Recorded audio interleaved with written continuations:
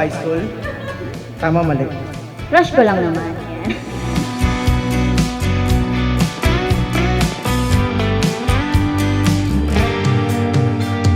Hawak ang iyong mga kamay, sinta. Kahit nasa panaginip lang kita, ako'y handang sumugal, magkita ka lang. O nasan ka ba, mahal? Hinahanap ka na ng puso ko. Baby, ikaw lang talaga ang namimiss ko sa tuwid-tuwid na. Sa tuwid-tuwid na. Papa mo. Ayan, nakapag-isip-isip na tama. Ayan, thank you. Ayan, thank you. At dadalhin ka sa nakaraan, sa nakaraan.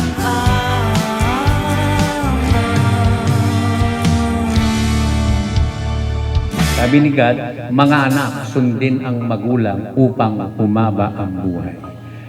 Kung gusto niyo humaba ang buhay, sundin ang mga magulang. Humawa ka sa'kin, sundan aking himig. Huwag nang magtago, di naman magbabago. Kay Mama, salamat sa pagpapalaki sa akin. Sa amin, magkakapatid. Kundi dahil sa'yo, wala ako dito ngayon. Siyempre, sa pagpapaaral sa akin, kaya natupad ko rin yung mga pangarap ko. Salamat. Love you. Hayaan mong kusa, humawa ka sa'kin, sundin ang damdamin, o sumama ka sa'kin.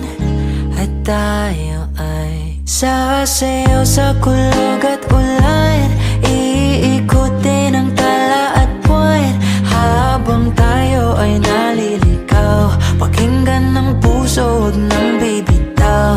Huwag nang magtago-taguan, kita naman sa liwanag ng buwan. Ang lihim na pagtingin, kailan aaminin?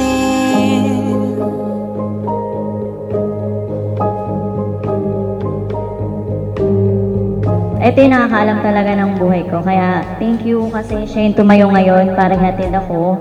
Ibigay ko kay Aye. Ayan, maraming salamat kay Melay. Lagi ka nandyan para sa amin.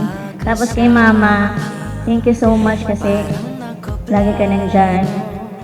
Pero di sigurado na Hindi kasi si Mama kasi. tingin sa'yo lagi. Si Mama kasi sobrang bait. Kasi nung sumampa si Aye, lagi nandyan sa akin. Siya na yung tumayo yung magulang ko. Ayun, thank you Ma kasi pinanganak mo si Aye sa mundong ito. Ayun, thank you so much. Laging magdasal sa lagi sa barko para sa pamilya mo. Ay, sasayaw sa kulog at ulan, iikutin ang tala at buwan, habang tayo ay naliligaw. Magaling siya, talented siyang tao. Tapos, nung naging kami, doon ko siya nakilala, tapos nagsama kami sa isang bahay. Sobrang mapagmahal siyang anak, sa kapatid. Talaga makikita mo sa kanya na talagang dedicated siya sa lahat ng ginagawa niya. Para kasi sa akin, pag sinabi mong love, pagmamahal, ang hirap i-explain. Hindi mo masabi kung ano talaga yung pagmamahal para sa akin. Hindi mo masabi kung anong pakiramdam. Pero nararamdaman mo na importante si Leira, yung pagmamahal mo na unconditionally. Hindi mo mapaliwanag kung ano ba talaga yun. Basta nararamdaman mo, masaya ka. Pag nakikita kita, masaya. Nakikita ko kayo ng anak natin. Ayun, masaya. Iba yung pakiramdam na pag sinabi yung love para sa akin. Ayun, parang sobrang perfect. Ayun lang para sa akin. Thank you po.